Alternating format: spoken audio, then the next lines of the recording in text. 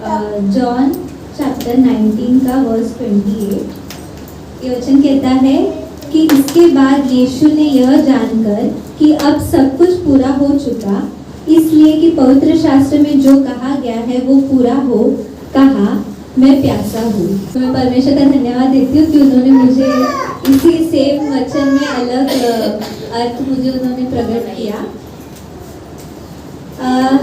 तो वो अर्थ जानने के लिए भजन संहिता 69 का वर्स 3 वचन कहता है, मैं पुकारते पुकारते थक गया, मेरा गला सूख गया है, अपने परमेश्वर की बाट जोते जोते मेरी आंखें धुंधली हो गई हैं।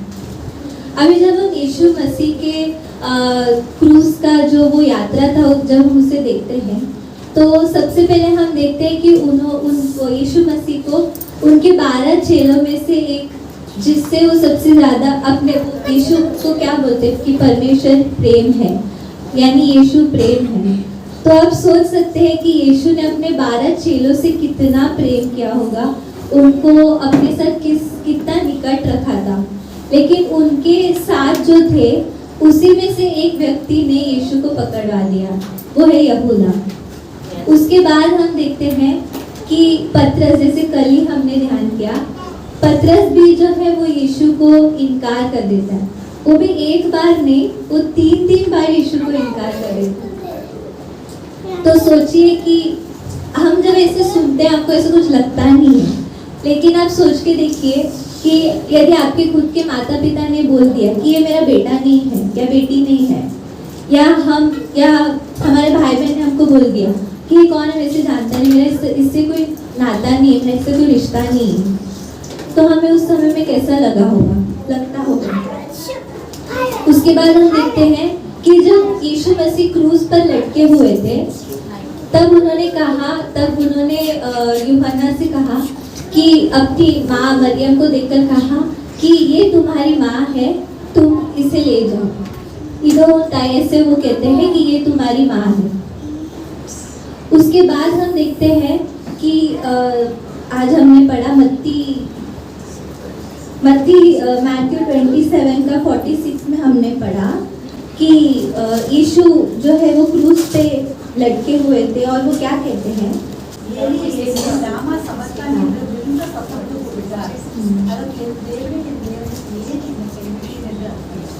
तो यहाँ पर हम देखते हैं कि सबसे पहले तो जो उनके साथ उनके चेले थे उनसे परमेश्वर यीशु का हाथ छूट गया था। उसके बाद जो उनकी माँ थी जिन्होंने उनको जन्म दिया था, उनका भी उन्होंने खुद उसको त्याग दिया। फिर उसके बाद हम यहाँ पर देखते हैं कि यीशु वो कहते हैं कि हे मेरे परमेश्वर तूने मुझे क्यों छोड़ दिया। तो दुनिया छोड़े वो भी ठीक है, लेकिन जब खुद के परमेश्वर के साथ ऐसा फील हो कि मेरे परमेश्वर ने ही मुझे छोड़ दिया, तो वो कैसा उनके लिए हुआ होगा, वो एहसास उनके लिए कैसा होगा। हमारे जीवन में भी ऐसा बहुत बार परिस्थितियाँ आई रहेंगी जहाँ पे हम ऐसे सोचते होंगे, जहाँ पे हम किसी मुसीबत में होंगे और हम चाहते कि कोई हमारा मदद करे। तो जैसे हमने भजन संहिता 69 के 3 में पढ़ा, वो वचन ये कहता है कि मैं पुकारते पुकारते थक गया, मेरा गला सूख गया। और इंग्लिश में ये कहा गया है कि मैं मदद के लिए पुकारते पुकारते थक गया। तो ऐसे हमारे जैसे यीशु जो है वो अकेले हो गए थे, सबने उनका हाथ छोड़ दिया था। तो हमारे साथ भी ऐसे बहुत बार होता है कि हमारे साथ लोग रहते हैं, हमारे सामने लोग दिखते हैं, लेकिन हमें उस भीड़ में भी, उस कंपनी में भी हमें ऐसा लगता होगा कि हमारा मदद करने वाला कोई नहीं है। ऐसा हुआ होगा कि कभी हमें पैसों की ज़रूरत रही होगी तो हमने किसी से पूछा होगा, किसी से मांगा होगा, जिस पर हम भरोसा करते हैं, हमने शायद उनसे मदद मांगी होगी। शायद हमें कोई और चीज़, कोई और समस्या होगा हमारे जीवन में, हमने किसी से मदद मांगी होगी, लेकिन उस समय शायद हमें कोई मदद मिली नहीं होगी। तो वो सिचुएशन ऐसा होगा कि हमारा गला सूख गया है मदद मांगते मांगते, लेकिन हमारे पास कोई नहीं है। लेकिन यहाँ पर एक गुड न्यूज़ क्या है, यहाँ पे एक अच्छा साइड क्या है वो हम देखेंगे इब्रानियों का हिब्रूज चैप्टर 4 वर्स 15।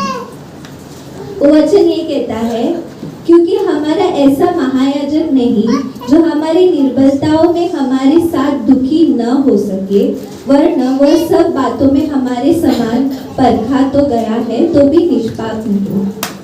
तो हमारे लिए गुड न्यूज़ ये है कि चाहे हमें कोई समझे या ना समझे, हमारे जो परमेश्वर है, जो शायद आज हम महसूस करें या अनुभव करें, वो परमेश्वर ने ऑलरेडी हमारे लिए जो है उन्होंने वो महसूस किया है, उससे अनुभव किया है। तो आप स्क्रीन में ये इमेज देख सकते हैं कि आगे जो है यीशु के पैर है, उसके पीछे पीछे हम चल रहे हैं। तो यीशु को पहले से पता है कि हम किन रास्ते पे चलने वाले हैं, हम किन कठिनाइयों का सामना करने वाले हैं, इसलिए वो खुद उन रास्तों से पहले चले, उसके बाद वो हमें चलाए, ये दिखाने के लिए कि मैं तुम्हें समझता हूँ, मैं भी इंसान बन के इस दुनिया में आया था और मेरे साथ भी ये हुआ था, इसलिए मैं तुम्हें समझता हूँ। दूसरा वचन, दूसरा गुड न्यूज़ क्या है? प्रकाशित वाक्य का 7वें वचन का 14 से 17, रेवलेशन 7 का 14 से 17।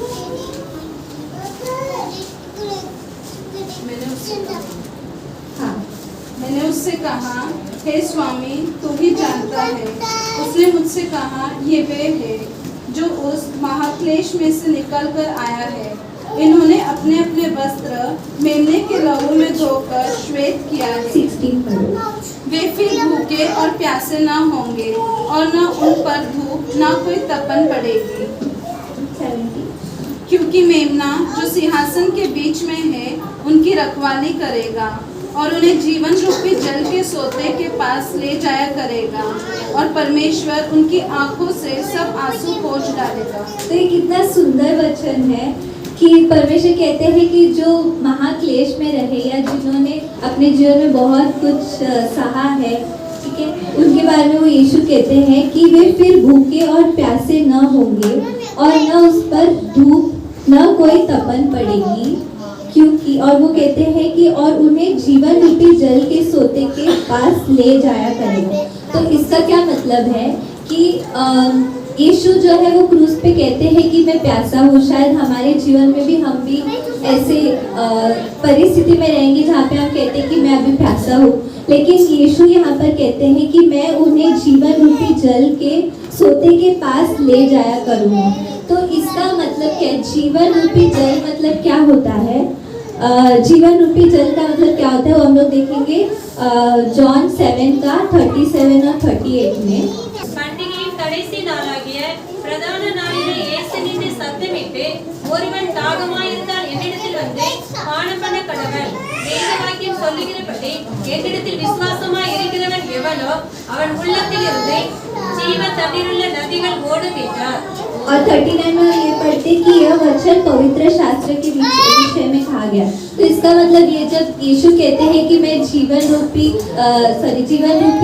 जल जो है मेरे पास मिलेगा, उसका मतलब ये है कि परमेश्वर अपने पवित्र आत्मा की बात कर रहे हैं। तो जब हम ऐसे प्यासा फील करते हैं तो सबसे पहले अच्छा पॉइंट क्या है कि यीशु ने भी हमारे जैसे जो है वही रास्ते पे वो चले हैं और वो हमें समझते हैं। दूसरा ये है कि जब हम यीशु के पास जाते हैं तो वो हमें अपने जीवन के जल से भरते, जीवन का जल यानी अपने पवित्र आत्मा से भरते। पवित्र आत्मा क्या है? वो हमारे सहायक है। तो ये मेरा मैसेज। Thank you.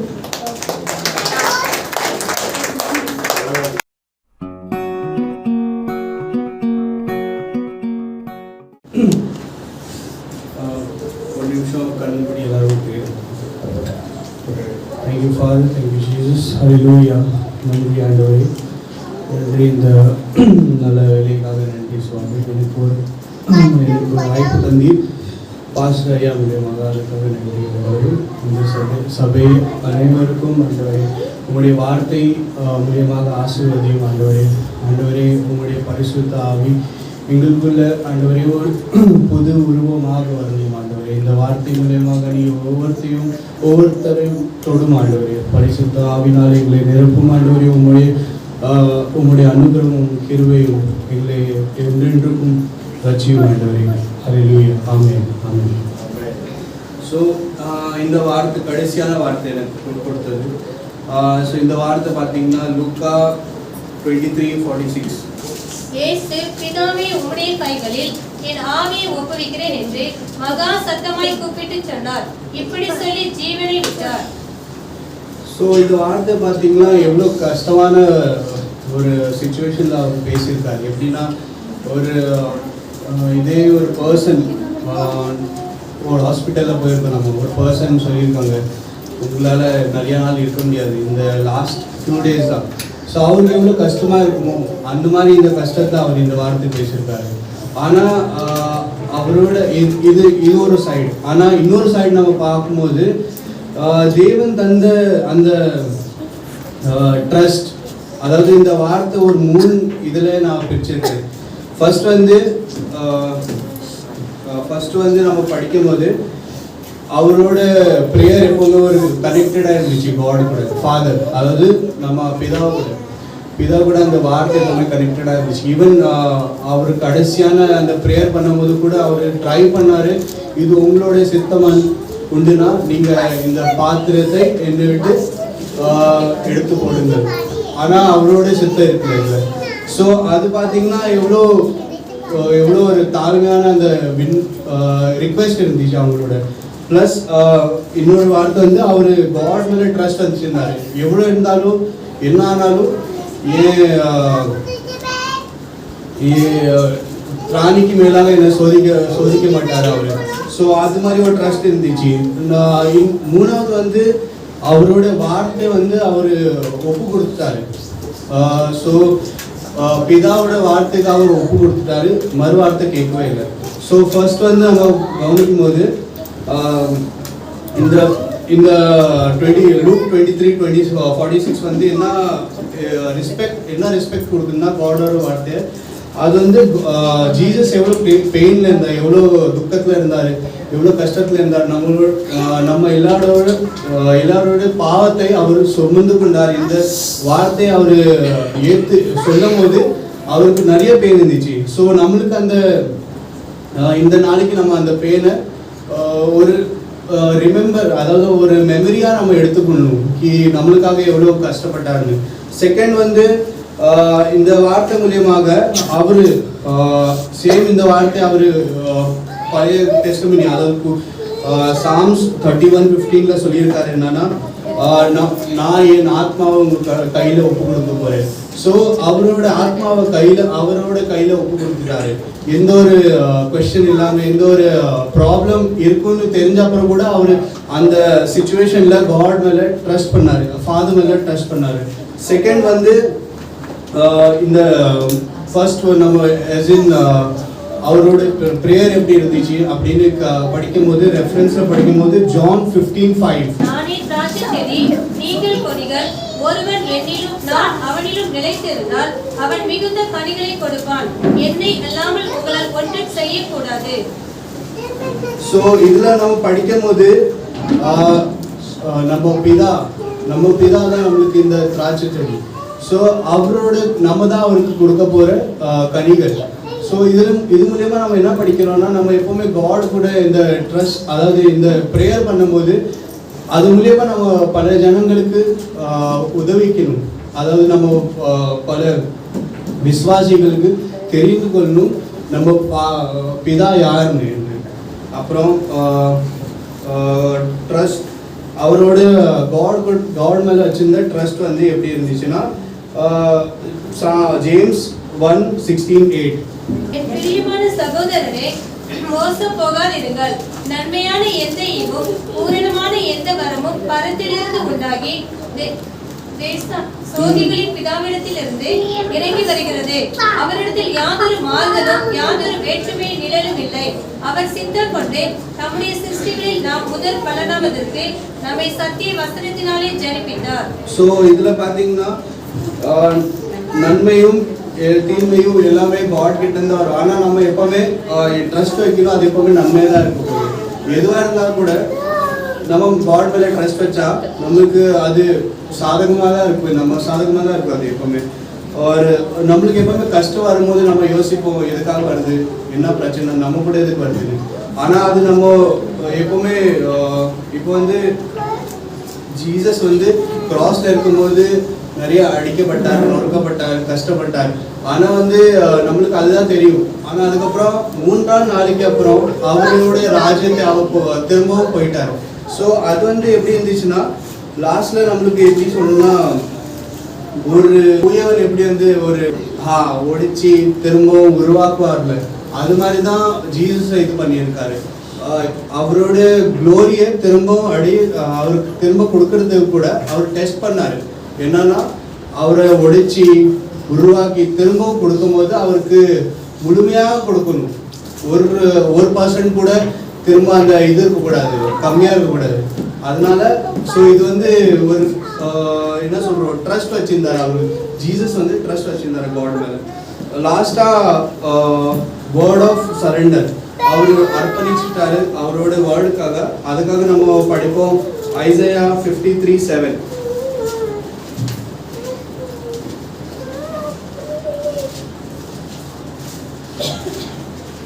அவர் நெருக்கப்பட்டும் ஒடுக்கப்பட்டும் இருந்தார், ஆனாலும் நம்முடைய வாயை அவர் திறக்கவில்லை.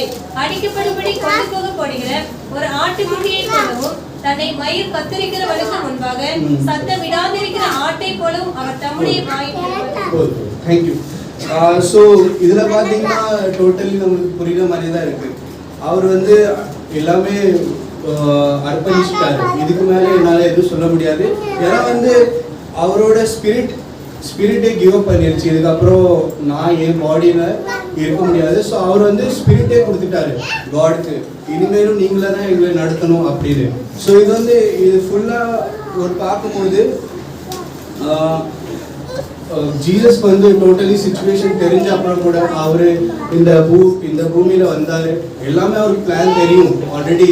நம்மளை என்ன சித்திரவாதி பண்ண போறாங்க, நம்மளை என்ன பிரச்சனை மூலியமா நம்மளுக்கு கொண்டு போகணும். ஆனா வந்து நம்மளை சூஸ் பண்ணாங்க.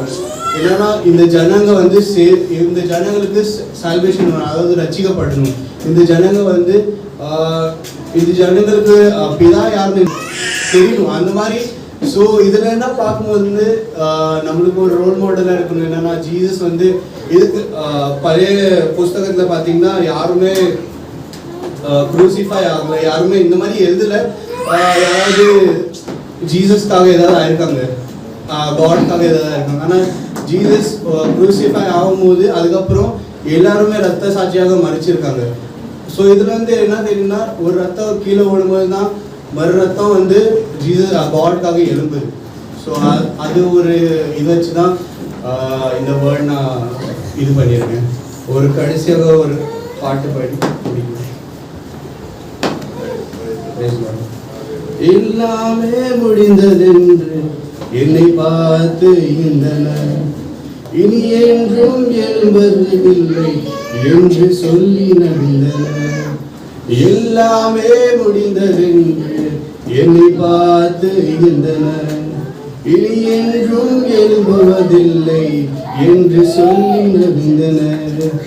ஆனாலும் நீங்கள் என்னை கண்ட விதம் பெரியது, என் உயிர்வு பெருமை எல்லாம் ஒருவருக்குரியதே.